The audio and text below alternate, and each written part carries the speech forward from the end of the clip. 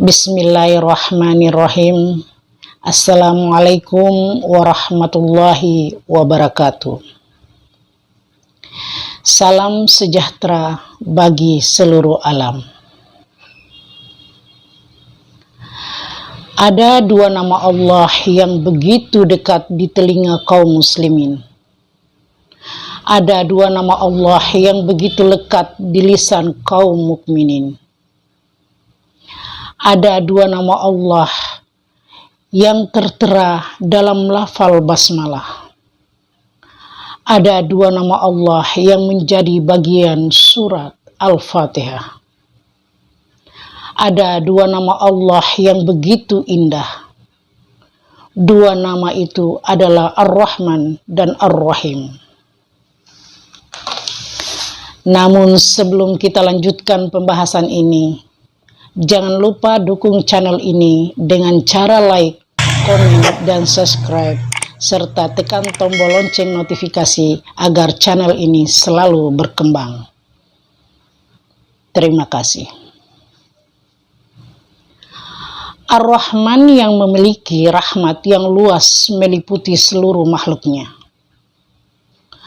Ar-Rahman artinya Allah memberikan kasih sayang secara umum kepada seluruh makhluknya di dunia.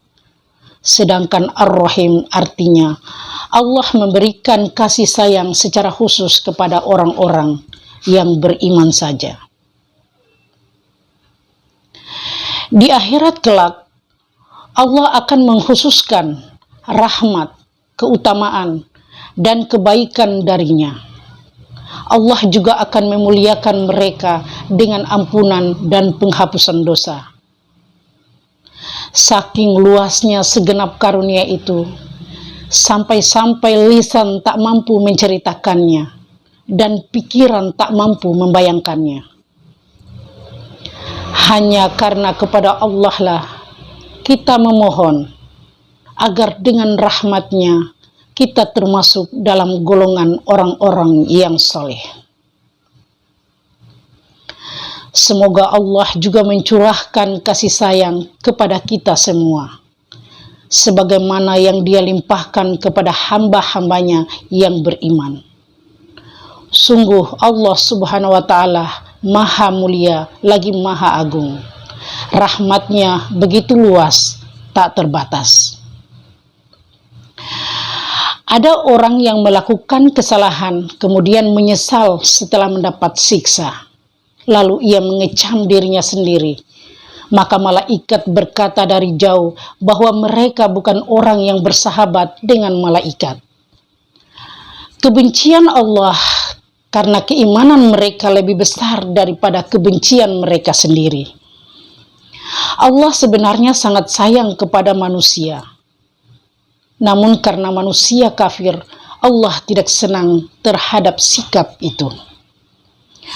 Oleh karena itu, meskipun kemudian orang yang kafir itu menyesal dan membenci sikapnya dahulu, kemudian Allah tetap lebih besar daripada kebencian manusia itu sendiri.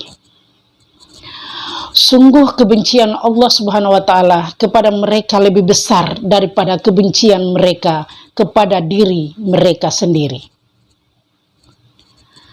Kebencian itu tidak harus dipahami untuk melakukan pembalasan.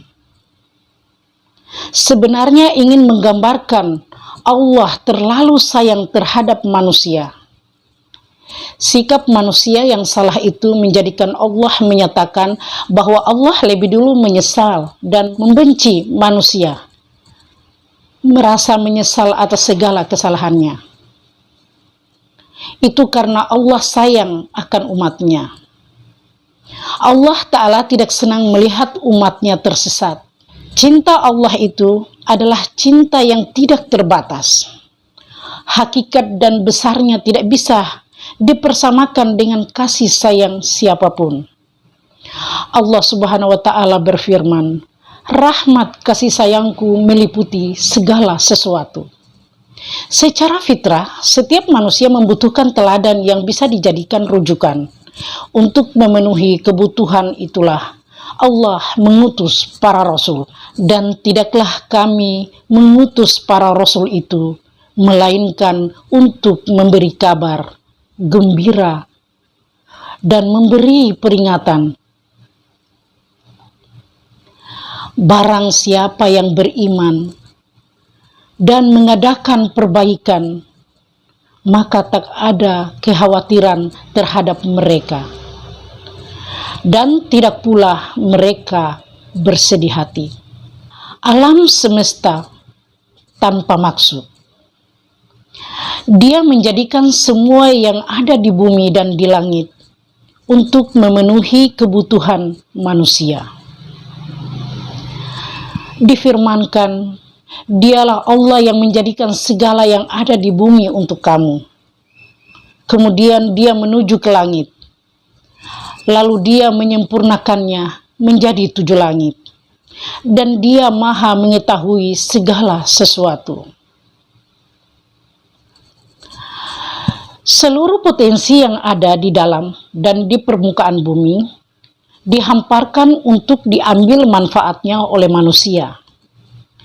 Tidak ada satupun makhluk di alam ini yang tidak bermanfaat. Nyamuk misalnya, walaupun mengganggu, nyamuk dapat membangkitkan kreativitas manusia. Obat nyamuk contohnya, dengan adanya nyamuk, banyak orang yang tercukupi ekonominya. Allah telah menciptakan alam dengan sangat sempurna, sehingga manusia dapat hidup di dalamnya dengan nyaman. Semuanya telah ditata dengan akurat.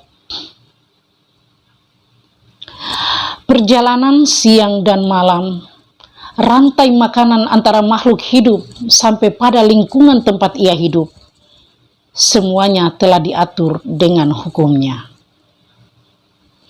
Inilah bentuk kecintaan Allah. Yang kedua, Dia tidak membiarkan manusia berjalan sendirian. Dia mengaruniakan teman terbaik yang akan menemani manusia menuju jalan kebahagiaan. Mengenalkan manusia kepada Tuhannya, sekaligus menjadi manusia yang sesuai dengan kehendak Allah Subhanahu wa Ta'ala. Untuk memberikan gambaran kepada umat tentang kasih sayang Allah, Rasulullah mengibaratkan kalau kasih sayang Allah itu berjumlah 100, maka yang ke-99 disimpan, dan yang 1 bagian lagi dibagi-bagi. Yang 1 bagian bisa mencukupi seluruh kebutuhan makhluk. Hal ini menunjukkan betapa luasnya cinta Allah. Ada beberapa bukti nyata dari banyak bukti tentang besarnya cinta Allah kepada manusia. Bukti cinta yang pertama adalah diturunkannya Al-Quran. Allah Subhanahu wa Ta'ala Al-Halik tidak membiarkan kita kebingungan dalam menjalani hidup. Dia menurunkan Al-Quran sebagai penuntun hidup agar kita dapat meraih bahagia di dunia maupun di akhirat. Karena pada hakikatnya ujian mencerminkan kasih sayang dan keadilan Allah Subhanahu wa Ta'ala pada hamba-hambanya yang beriman. Allah Subhanahu wa Ta'ala tidak rela menimpakan azab yang tidak terperi sakitnya di akhirat kelak, hingga ia menggantinya dengan azab dunia yang sangat ringan. Musibah berfungsi sebagai penggugur dosa-dosa kita. Jadi, semakin Allah cinta kepada seseorang, maka ujian yang diberikan padanya bisa semakin berat. Karena ujian tersebut akan semakin menaikkan derajat dan kemuliaannya di hadapan Allah. Orang yang paling dicintai Allah adalah para nabi dan rasul. Mereka adalah orang yang paling berat menerima ujian semasa hidupnya. Musibah yang ditimpakan Allah kepada manusia yang pertama sebagai ujian dari Allah. Yang kedua, sebagai peringatan dari Allah kepada manusia atas dasar sifat rahman-Nya.